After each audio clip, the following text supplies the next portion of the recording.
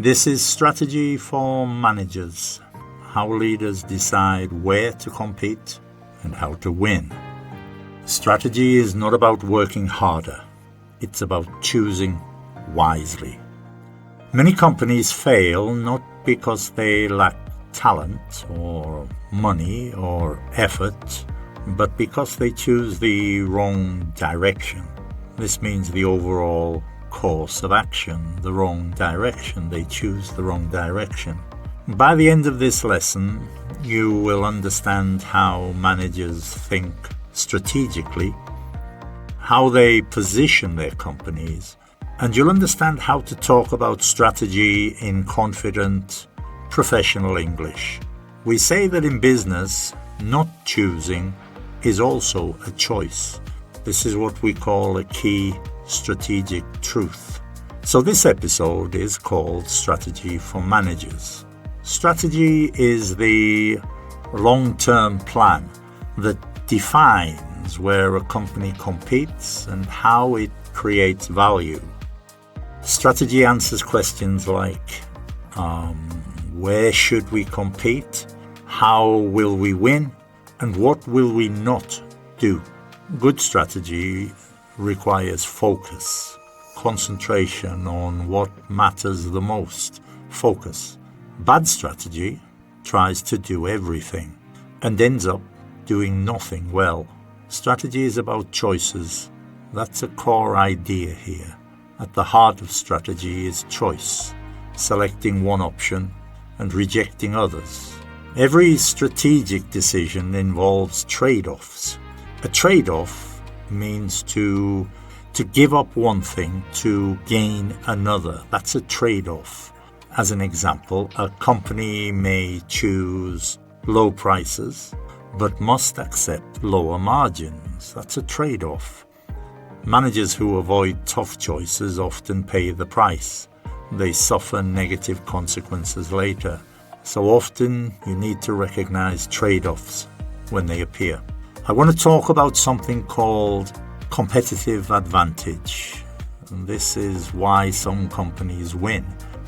Competitive advantage is what allows a company to perform better than its rivals, its competitors, its rivals. This advantage, this competitive advantage, can come from lower costs, differentiation. That's when you are perceived, that's when you are seen as being unique. Differentiation.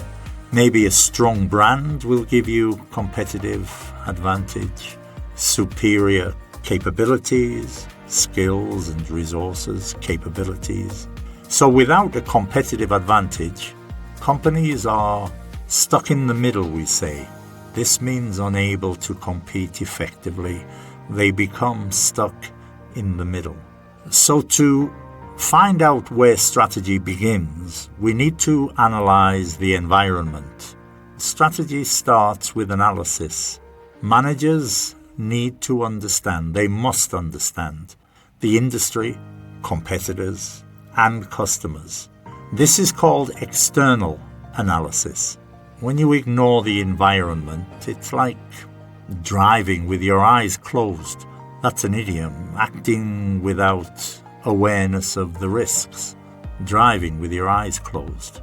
We have internal analysis. This is knowing your strengths. This part of strategy, this type of strategy, depends on what the company can do well. It's called internal analysis. Managers analyze their resources. Resources are just the assets the company owns. And they analyze their capabilities, the company's capabilities. That's what the company can do, the company's capabilities. A strategy that ignores internal limits, for example, will fall apart. That's to fail completely, to fall apart. I want to discuss something called strategic positioning. This is where you play. It defines how a company is perceived in the market. So strategic positioning examples are maybe you're a low-cost provider, or you're a premium brand, or you're a niche player. Niche means to serve a small specific segment. You'll hear people say niche as well, but niche.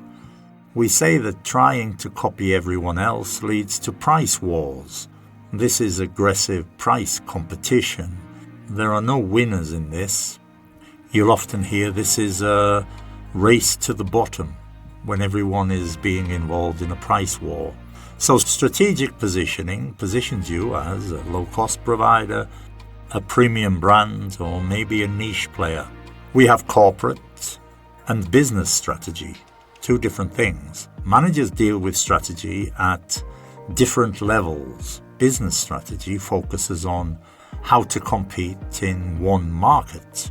Corporate strategy focuses on which businesses to be in, maybe mergers and acquisitions. When you hear that, that's just buying or combining companies, mergers and acquisitions.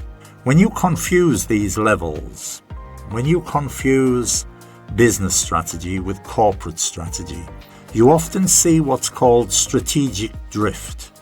This is a gradual loss of direction, strategic drift.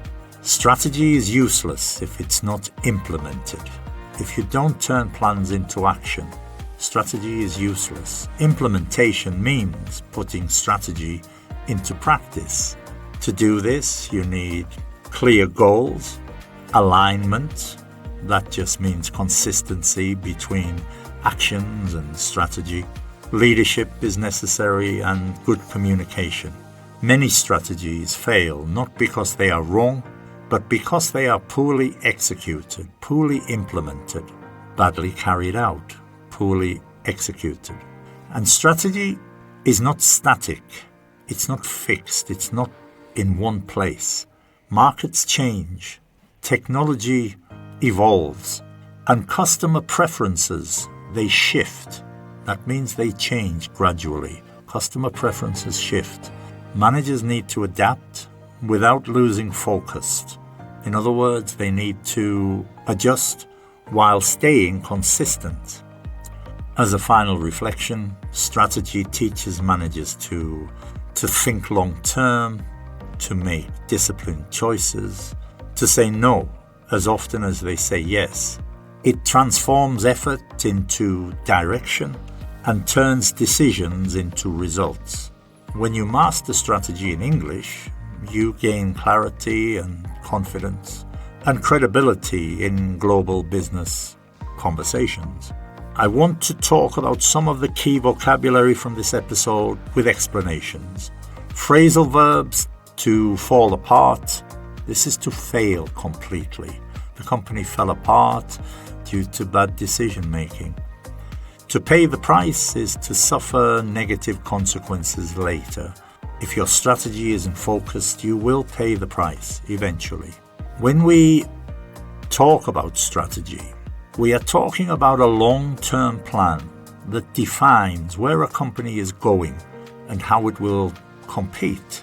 The company's strategy focuses on quality rather than low prices, for instance. A trade-off is a sacrifice. And this is made when you choose one option instead of another. To give you an example, expanding internationally involves trade-offs between growth and risk. Competitive advantage, you heard me say competitive advantage.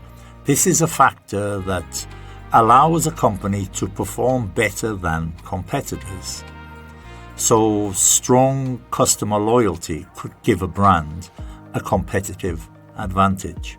Differentiation is making a product or a service appear unique in the eyes of customers. Apple, for instance, uses design and innovation as key forms of differentiation.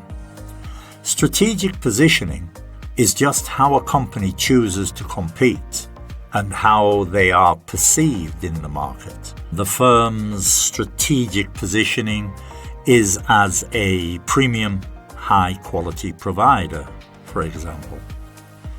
Internal analysis is the evaluation of a company's internal resources and capabilities. To give you an example, we could say internal analysis showed that the company's main strength was its skilled workforce. External analysis, on the other hand, is the evaluation of industry conditions, of competitors and market forces. External analysis revealed strong competition and rising customer expectations, for example. Implementation. When we talk about implementation, we're talking about the process of turning strategic plans into real actions. Strategies often fail because implementation is slow and unclear. Alignment is consistency between strategy and structure and daily actions. To give you an example, we could say there was no alignment between the company's strategy and its incentives. Strategic drift is the gradual loss of strategic direction as conditions change. We could say something like, without adapting to digital trends, the company experienced strategic drift. And that's everything for this subject, everything in this episode. Thank you for listening. This is Listen. Please share, subscribe, and I'll see you in the next episode. Until then, bye-bye for now.